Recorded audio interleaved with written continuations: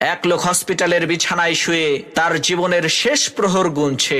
এদিকে তার পরিবারের লোকজন আর হসপিটালের একজন নার্স তার বিছানার পাশে দাঁড়িয়ে আছে। এমত অবস্থায় মৃত্যু শয্যায় শুয়ে থাকা ওই ব্যক্তি তার বড় ছেলেকে কাছে ডেকে বলল, বাবা, ঢাকার গুলশানের আলিশান 10টা বাড়ি আমি তোমাকে দিয়ে গেলাম। এরপর তার একমাত্র মেয়েকে কাছে ডেকে বলল, মারে, বনানীর 5টা ডুপ্লেক্স বাড়ি আমি তোমাকে দিলাম।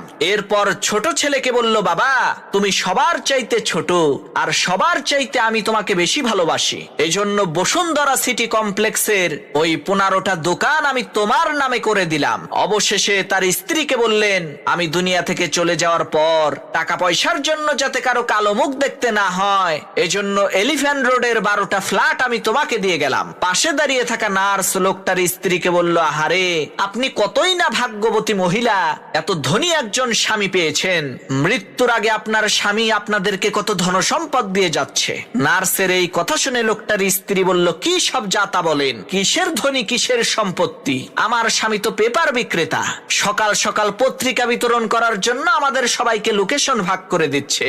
লোকটার স্ত্রীর এই কথা শুনে ওই নার্স আজও পর্যন্ত কোমায় আছে।